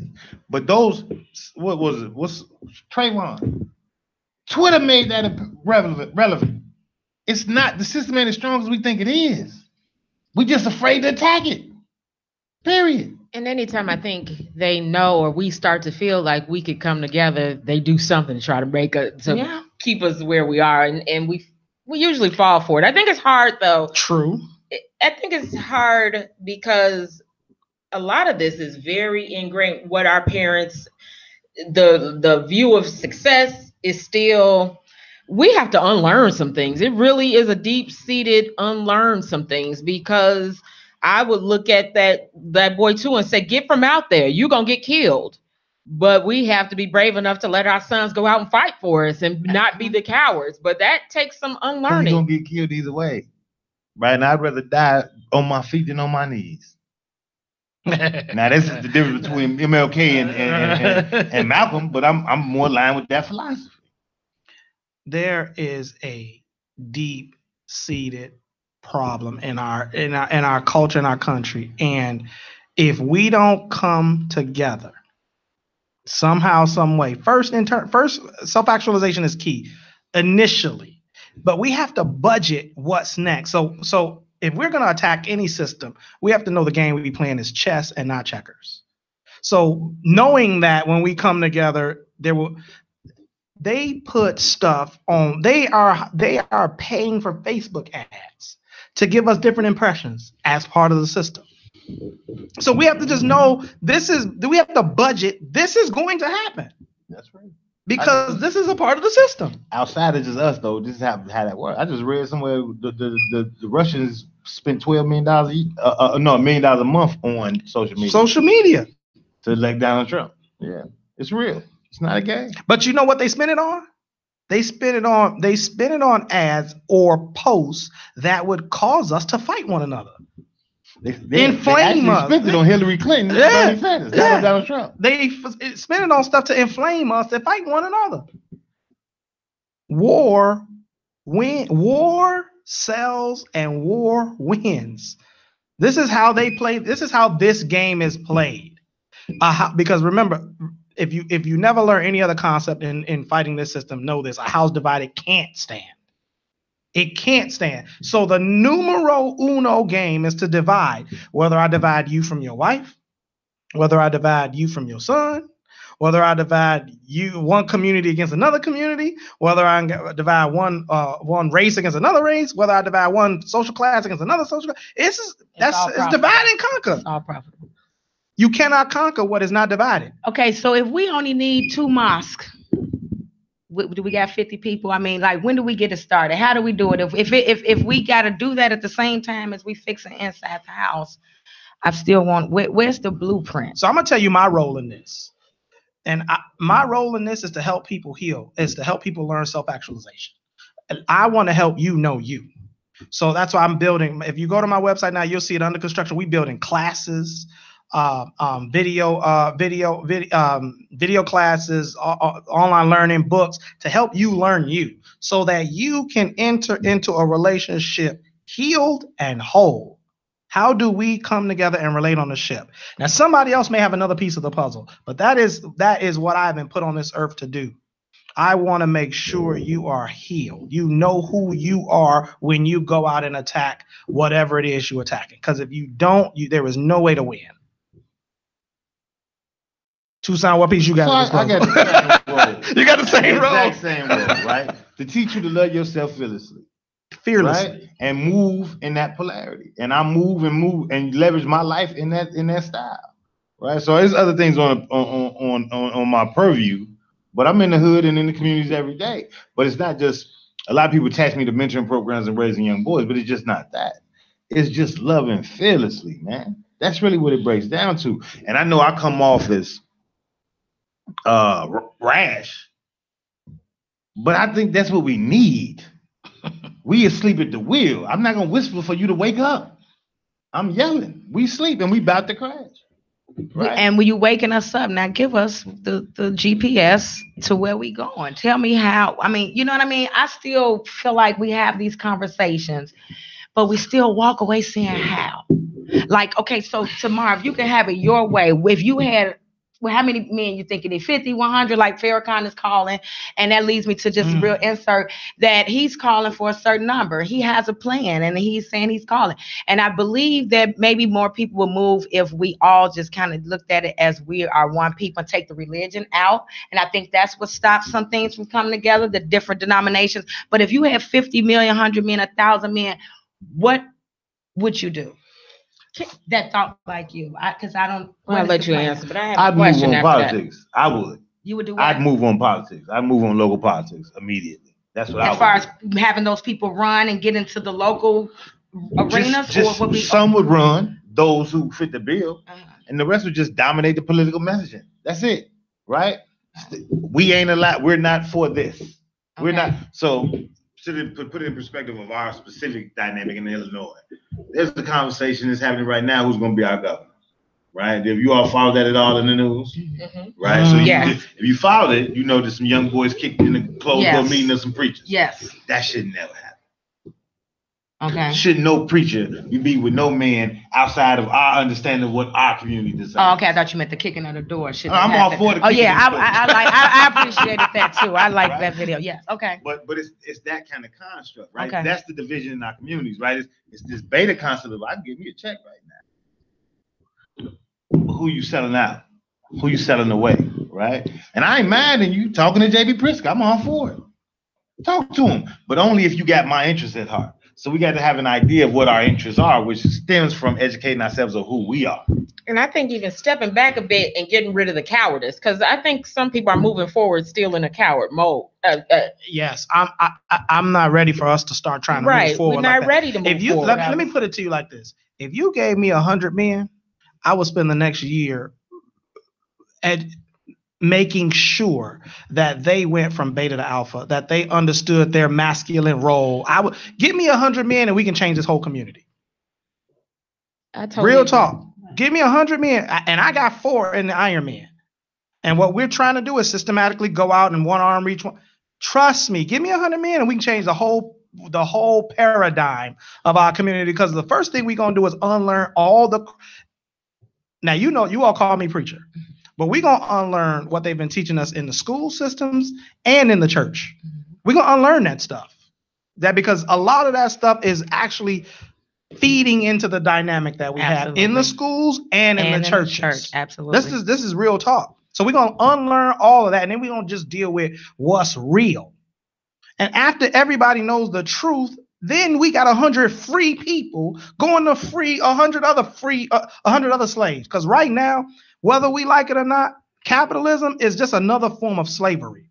And we have to do the same thing our ancestors did. We have to do this in an Underground Railroad type capacity. Give me 100 men, and once we free, we're going to free another 100.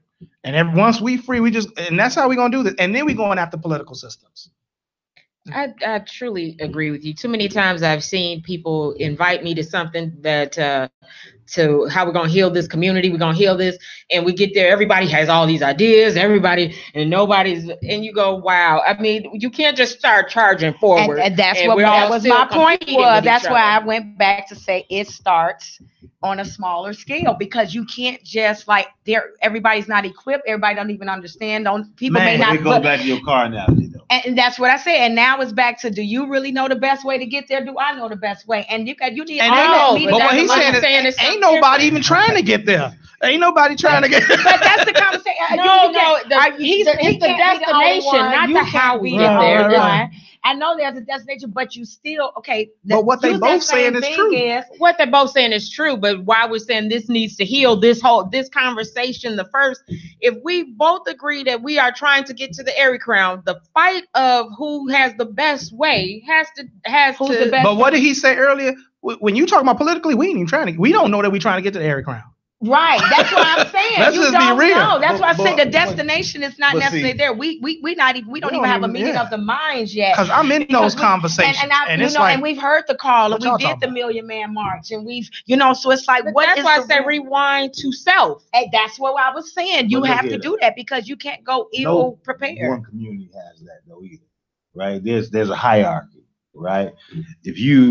Everybody's not having a political conversation. I don't expect everybody to have the political conversation. But what happens with movement, if it moves, people follow, and the dominant one succeeds. Right And now the we're one not who's moving. fearless is going to be the dominant one. That's just what it is. So if you're at my table and you are, I don't know, if you're an artist or a painter and you're not interested in whatever I'm doing politically, that's good, cool. But this is the way I'm going, and because you don't have this interest, you just fall in line. That's the analogy about the car. This is the goal. I'm not asking for your opinion when you don't do this. If we was gonna paint a mural on the side of the White House, what we gonna do here, bro? I'm interested, and I'm gonna leave that to you, right? But the common goal is we moving this way, And you need fearless people. and it ain't even about how we getting there. Really, it's not. No, because once you decide, it's just a decision. That's really what power looks like. Ain't no real answer to none of that, right? It's a thousand different routes to every direction you want to go. It is. All you gotta do is decide that I'm gonna go there. And even if it's the one you don't feel comfortable with, if you decided I'm gonna ride with this so and so here, we're gonna get there and we're gonna make the impact that we need to make. But let me But tell you we something. argue over the direction. In dealing with this at a grassroots level, because I'm in meetings with congressmen, state legislators. I've gotten laws on books in 7 different states. When I'm telling you in these conversations, if you don't teach people that the information you have is not true, when you give them truth, they have no idea that they have been hit with truth. So the first thing we have to do is help people unlearn what has been taught to them since they were babies. You have to unlearn this stuff. And I'm talking about from every level. Black Panther. From every level, you got to unlearn all of this stuff. I mean education, political, and religious. You got to unlearn a lot of what you've been taught because it simply is not true. And this is coming from, if I say in my next statement, boy, y'all will stone me. Well, let's hear it. Y'all gonna hear it. Even the church, and I got my pastor probably watching, but even in the church system of tithing and offering is not true. It's not.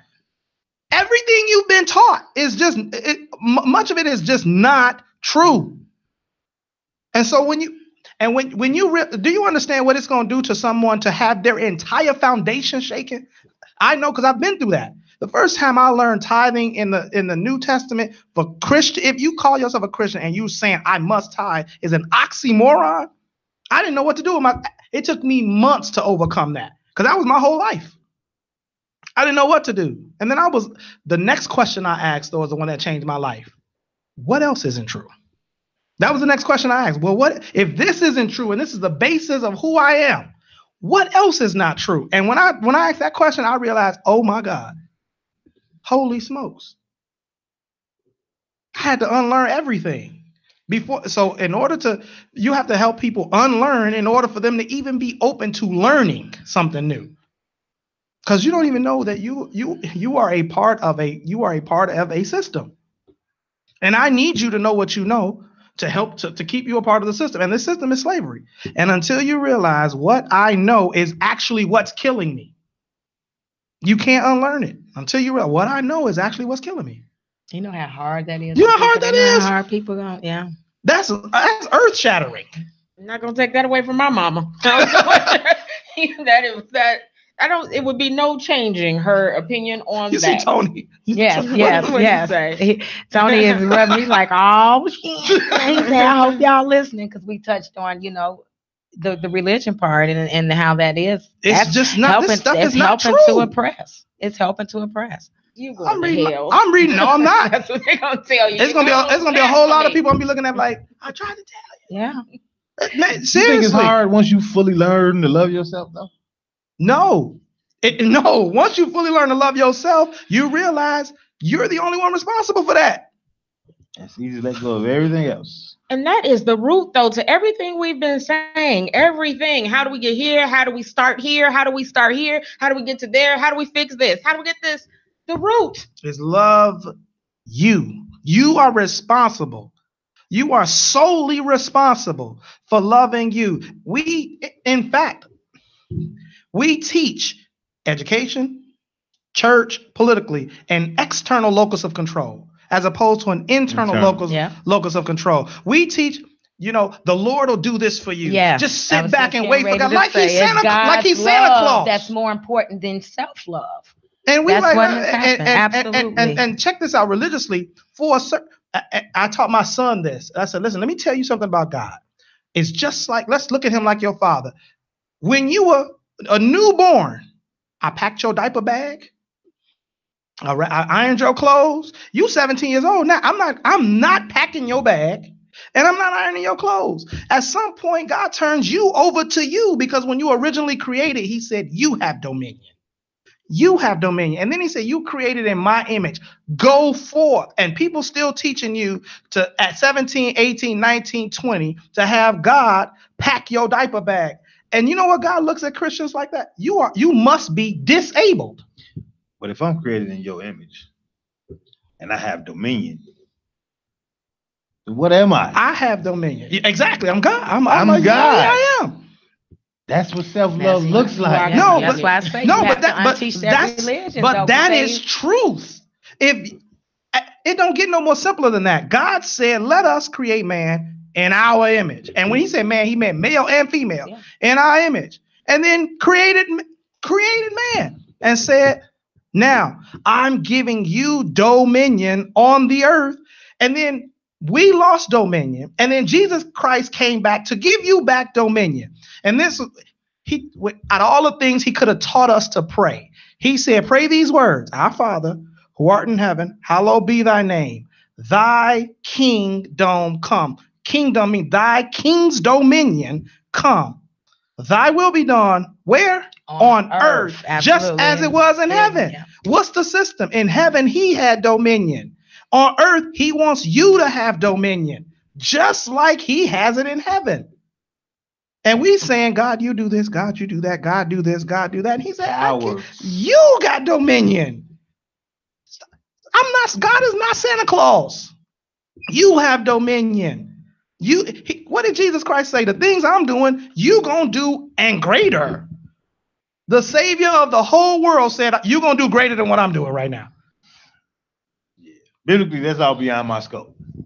Yeah. But it really just breaks down to stop being a coward. There's cowards, but then there are people who are just brainwashed. The book of two sons. I write my book. Can you beat my though? That's my title. That's all that matters. It's the only question that matters in manhood. We are breaking short on time, and I want to get to this. I grew up in the manor. That's it. This point that comes up often. We have a group, he said, she said, on Facebook. Please join our group. We have these discussions, or try to, in the group all the time. Transactional. We talked about capitalism and the impact on relationships. But when we say that we operated transactions, what does that look like? What does that mean? I think one thing that came up in the group, a question a guy sent in, was saying he was tired of women always talking about they were the prize. And isn't the guy the prize as well? And yes. We are all the prize. But that kind of a question doesn't get asked by a certain type of people. That's my Martin Luther way of saying that. Now Tucson, go say it the Malcolm X. Go say it the Malcolm X way. I think the people that don't ask it that way just ask it in a different way, right? And it still goes back to capitalism. It's still transactional, and it goes back to the thing about pain too, though, right? And about us having to endure certain things and go through these journeys. Relationships in the context of a capitalist system is based on what you are doing rather than us being. It's based on us doing rather than us being. Where are we going? What am I getting? How am I benefiting? Right? So instead of interacting interpersonally where I'm going to be forced to deal with me, my internal me. Right. All I got to do is Valentine's Day, or let's go on this trip, and I'm the man. I'm the man. My father told me this when I was very young, right? He said, and we're going to adjust for inflation. He said, if you spend $5,000 on a woman in a year, ain't no way she could look beyond you. Now, this was 1980 something. So we adjust for inflation. We probably at about 10 now. And 10 ain't no money, but it's how you spend it. And it's absolutely true. You take your woman on 2 decent trips a year. You do something real nice on the spare of the moment. You the man. You got her. You can get away with everything else you do that you ain't supposed to do. If you do that. I don't know about that.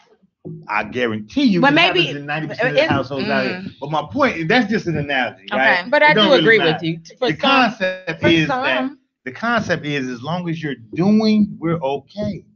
That's not interconnecting. That's not building. That's not growing. We're not relating.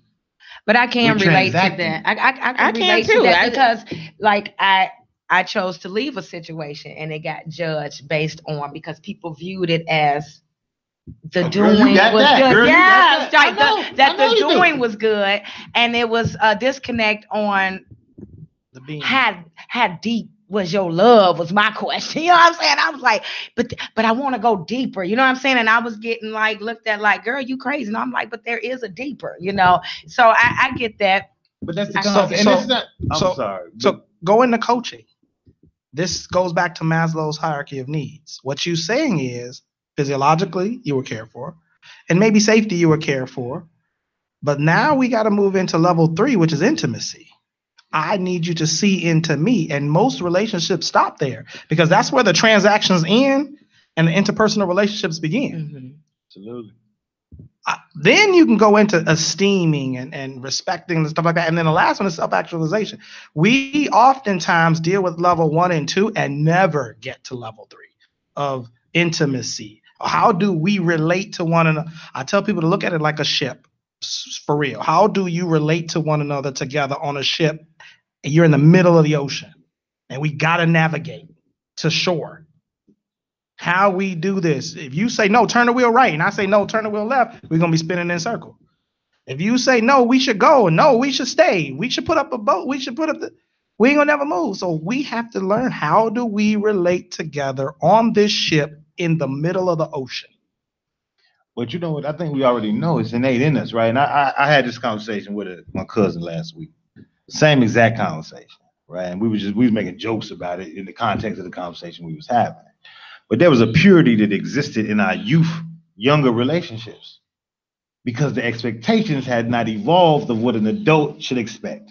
You understand what I'm saying? So we come here innately with this understanding of how to be together. But you reach a certain plateau in life and it's like, do becomes the consistent, which speaks to us growing into cowardice. And this is where disappointment comes from. Anybody in a relationship who is feeling disappointment, I want you to take a look at it from this lens and see if this helps. Disappointment stems from first setting an appointment, which means I believe I should be here. Disappointment is really there being a distance between what you expected as your appointment and where you currently are. Now, the question is, who set the appointment? Who set the appointment? The person who's disappointed set the appointment, not necessarily the person who did the disappointing. Oftentimes, we find ourselves disappointed because we set an expectation that may not have been communicated or may have been completely unrealistic. And so when you get into relationships, ask yourself, am I setting myself up for disappointment? Or where did I get this expectation from? You get what I'm saying? Because for some women, if you don't do flowers and candy on Valentine's Day, you didn't do right. For some men, if you don't rub my feet and this on Valentine's Day, you didn't do right. And then you get home and you cook dinner, but you didn't get flowers and candy, and you wondering, where did that expectation come from? You see what I'm saying? So if we don't fully communicate expectations or the appointment that we set, and then there's distance between what we've set and the appointment that was reached, that is not on the person who quote unquote disappointed you, unless we have properly communicated what our expectations are and have an agreement to this is our expectation. That's when you have a disagreement. Yeah, I'm in the middle of reading a book, and it's about leadership and self-deception, and so that's very close with how we inflame our own selves with a thought. And the scenario that was in the book was the husband and wife is in the bed. The husband hears the baby crying. The husband says, "I should get up and see about the baby. Let her sleep." But in that moment, the wife is asleep. He's had this whole conversation. Now he's angry at the wife for not getting up because, in actuality, he felt the need to do something because he didn't do it. He self betrayed himself and he turned and put that on his wife. That had nothing to do with the whole thought process. Once he decided that someone should see about the child, he then had this whole thing, and it was about self betrayal. And it sounds very similar to what James just said. So, Was he expecting her to do it? That's the whole thing. He made up this whole thing in his head, just like he's saying with the disappointment. Okay, I got this thing. I want this guy to take me out for Valentine's Day. I want to go to this steak restaurant, but he has something else, and he had nothing to do with me making those expectations. And now he didn't do what I didn't even communicate. Like he didn't even wake the wife and say, "Do you want to get up?" And she was like, "No, you get it." He just made this whole thing in his head off of what he felt he should do. But you know why people do that? No. Because they don't love themselves. Because I need you. In relationship coaching, it is called being needy. I need you to do X, Y, and Z so I feel good about me. If you don't bring me flowers, candy, and roses or whatever, I don't feel valuable. But you know how they say that though? They don't say I don't feel valuable. They say you don't value me. You don't appreciate me. No. You don't appreciate yourself. It's not that I don't appreciate. It's not that he doesn't appreciate you, or it's not that she doesn't appreciate you. It's that you don't appreciate you. Because if you did, you would see the 9,000 other things that have been done, or the 9,000 other transactions that have taken place. But when you get to, I'm searching for relationships that get to a level of not if you do this, I feel good. I love who you are, and I love who I am. When you get to the point in your relationship where you love who you are, then and only then can you love the person who you're with. And then and only then can you all start to dominate. Then and only then can you start to dominate. Until you go from I need you to do X, Y, Z for me to feel good about myself. If you are having that kind of, you cannot dominate like that. You can't. It's impossible to move forward like that because the well of transactions never ends. It's never enough. It's never enough. It's never enough deposit. It's never enough. I think the self-actualization, put a word for my tongue. They would say, I don't need that. I can just hear someone when you say, I'm not arguments back, that they still have to do this, and this. I can still see I'm not needy, but they still have to do X, Y, Z is the definition of needy. Well, I'm gonna say too that with some of these words too, okay, because it's the level of needy that's okay. And in certain areas, it's okay to be needy, and you just have to find a person that's okay with that needy. Because I'm a needy person. I think what we're losing though, right? But seriously, I think we all are needy. Yes. But it's needy of spirit. That the fulfillment of your needs does not have to come from someone else. Yes, it should not come from someone else. But And that's what we're saying. In the context of the conversation, it's still about doing rather than being. Right. I am absolutely needing my woman's energy, exactly, and spirit. Yes. I don't need my woman to wash my dishes. There we go. That's a whole nother level. That's not need. Well, that's not needing her to do so that you can feel. That's wanting her to be because you are. But that's the context that I'm saying. I'm agreeing. But that's the transaction. Like when I said we say capitalism, we say money, but we should start saying resources. When we start talking about transactional, it's just not. That is the exact definition. I need you to be. That's what I need you to do. Be. I don't need you to do anything specific. Just be. Right? That's the only time it's pure. Other than that, it's a negotiation. I might be negotiation for some box. I might be negotiation for whatever it might be. Right? And we hear this oftentimes, like me and Show with their representatives. But so do y'all.